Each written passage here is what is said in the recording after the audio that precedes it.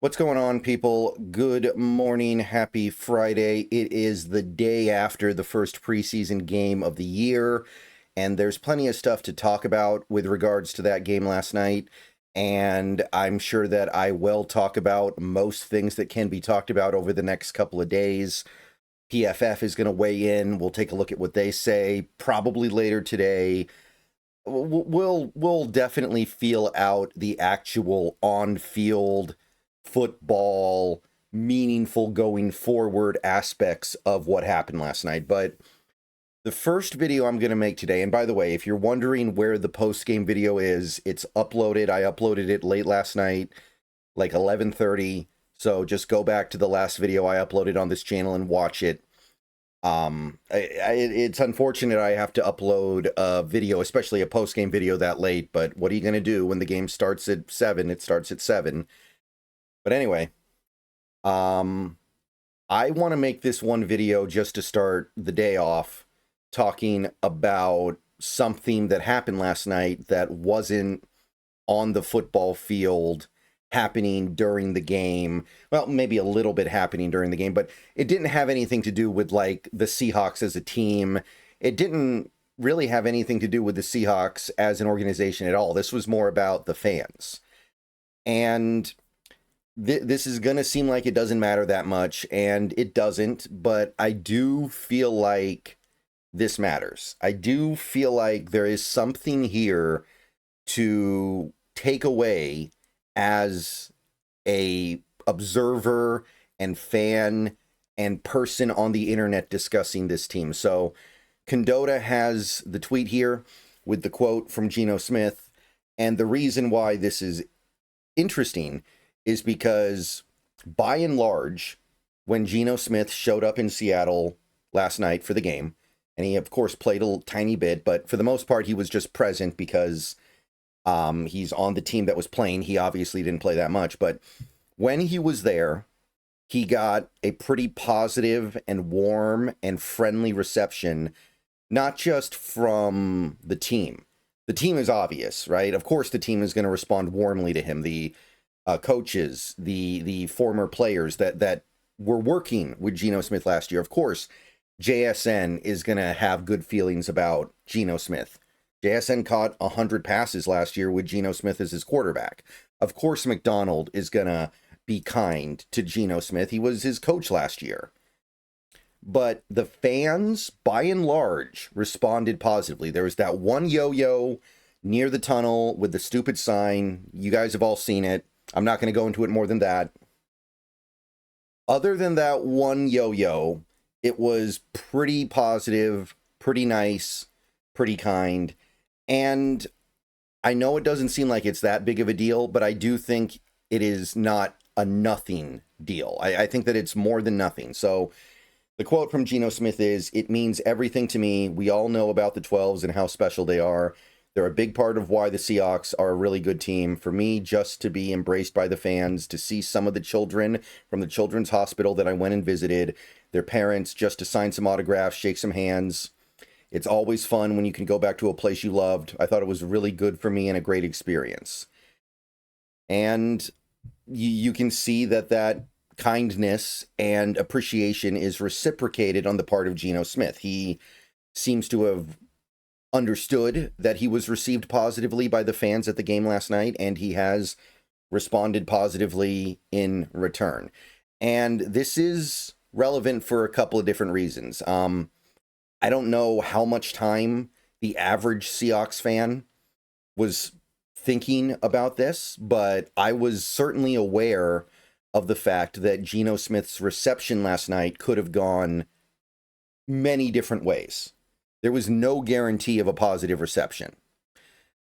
If you looked at some of the comment section, and I know it's comment sections, and I know ultimately if you look at stuff on X, stuff on Instagram, stuff in YouTube comments, a handful of idiots can get amplified. They can get magnified.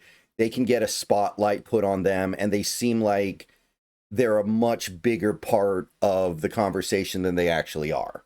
I understand that's how it works. I understand that a comment section, which is what we're really talking about here, leads to a vocal minority that doesn't actually impact anything. But there were a lot of comments out there from Seahawks fans who were insisting that there was nothing to receive positively, that this was somebody that we should hate, that this is somebody we should revile because I don't even really know. But if you looked, you could find those people who were making it sound like, and again, this is that vocal minority thing, that there was not going to be a warm reception for Geno Smith last night.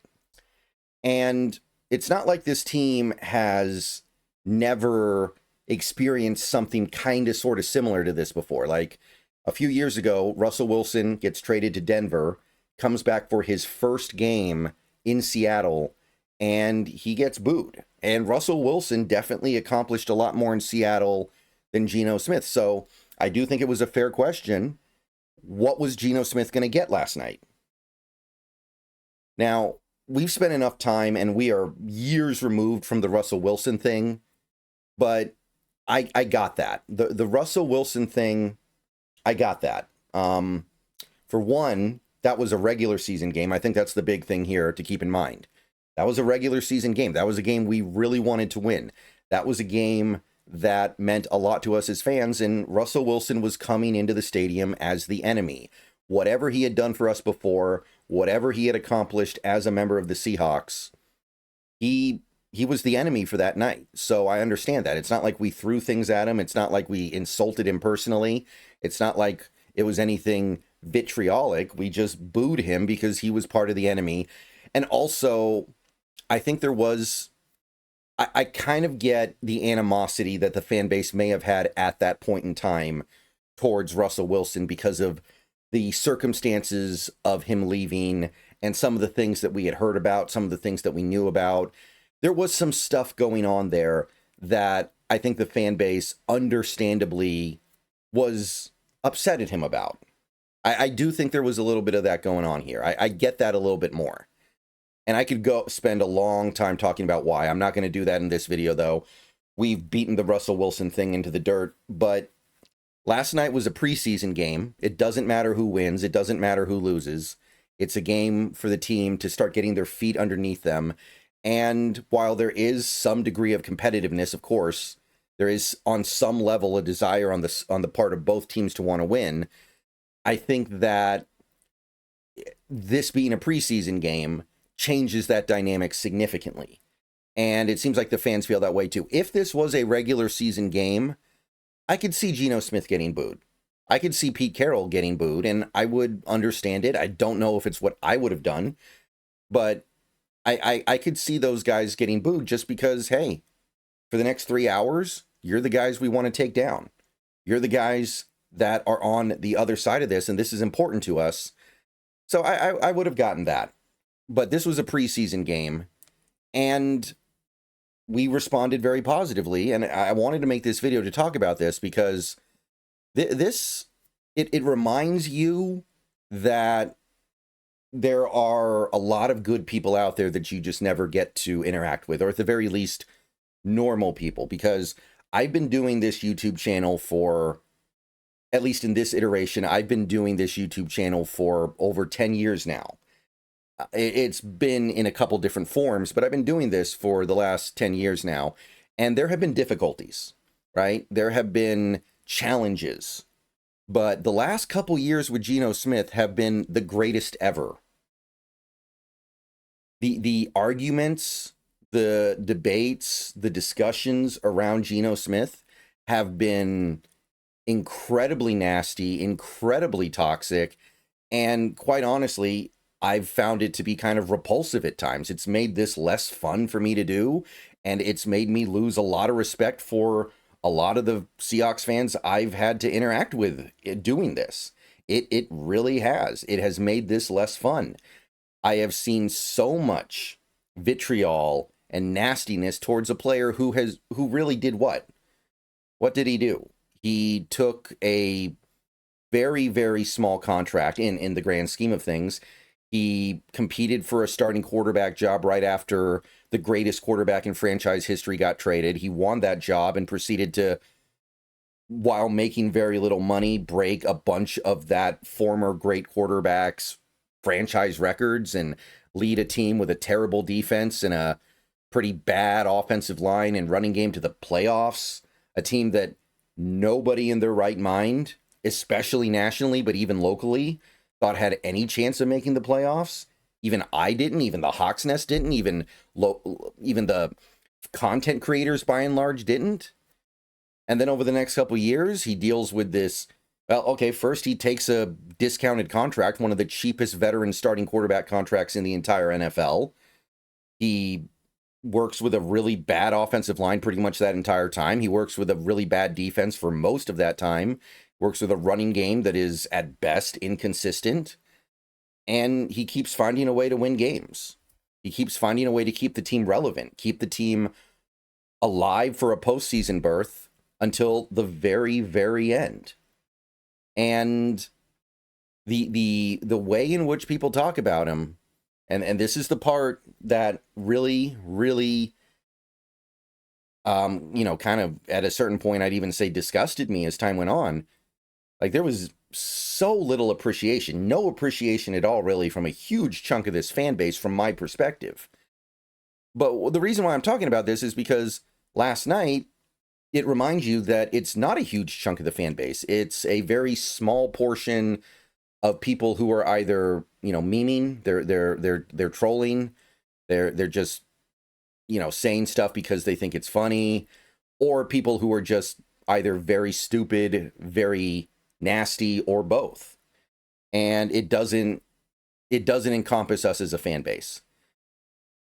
And I appreciated that. I appreciated that because it's not like this fan base would never do something like that. Like I said, they booed Russell Wilson under different circumstances, but they still booed him. They still booed the greatest quarterback in franchise history in his first game back in Seattle after the trade.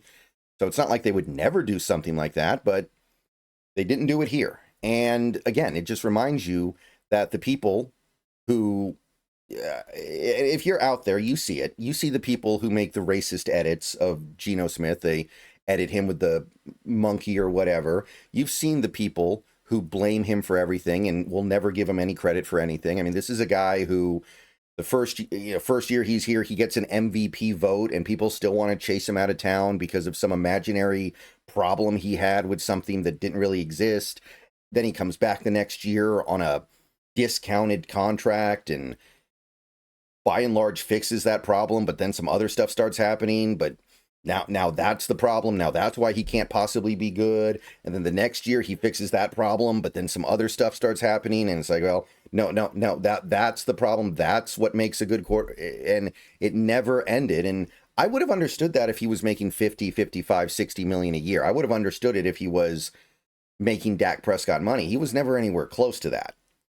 And I could never see it. I could never see it as anything other than delusion and entitlement on the part of these fans. And I didn't like that. I think that as a fan base, you should treat your players better, especially your good players, especially your players that have to overcome so much to get here. I mean, I didn't even touch on the fact that Geno Smith was a guy whose career was basically over. This guy washed out in New York about as hard as you can wash out, and then he went to being a backup for potentially for legendary quarterbacks. This was a guy who in 99 out of 100 timelines never has a chance to start again. And he found the one timeline where he got a chance to start again. He won the starting job, got an MVP vote, made a couple of Pro Bowls, made a postseason, posted winning records, and it's worn on me these last couple of years to see the way people talk about him. I mean, even if he wasn't that good, the people some of these people don't even treat him like he's human. And I think that's disgusting. And maybe if he was some truly horrific Daniel Jones level player or playing like the way maybe Anthony Richardson has played so far for the Colts, or somebody who was really that on that low of a level of football, I mean, it still wouldn't be good, but I would understand that a little bit more. But this guy's done nothing but hold the team up on his shoulders since he got here. And whether or not it was good to move on from him is to be determined. but I'm glad the fans conducted themselves well last night. All right, that's really all I got. This video has already been kind of longer than I intended, but I really wanted to get into this a little bit because this is something that, as a Seahawks fan, has worn on me. This is something that I was aware of could go in a bad direction. I really didn't want to watch that game last night and see Geno Smith come out to a bunch of booing and potentially even disrespectful comments and, further disrespect. And the fact that we didn't get that last night, I think, does go a long way in reminding people that the people who really, really act out, the people who post the racist picture edits, the people who blame him for everything. They wake up in the morning and they got a crook down under their thingies all bent, and then they blame Geno Smith for that. And their car gets a flat tire on the way to work, and that's Geno Smith's fault too. Those people, they are a very small minority. And even the people who weren't big Geno Smith fans, even the people who didn't really want him to be here anymore, they were probably part of the people last night who acted normal, who actually acted maybe even appreciative of the fact that this was an extraordinary story. And we got to be a part of it, and that was nothing but good for us. We were much better than we had any right to be these last few years. And Geno Smith was a big part of the reason why. All right, that's it. I'm out of here. Again, I'm going to talk more about this game from last night, the actual football part of it, but I needed to spend some time on that. That meant something to me. That meant something to me because sometimes you just need to be reminded that 35% of your fan base isn't a bunch of yo-yos. All right. Go Hawks. See you guys later.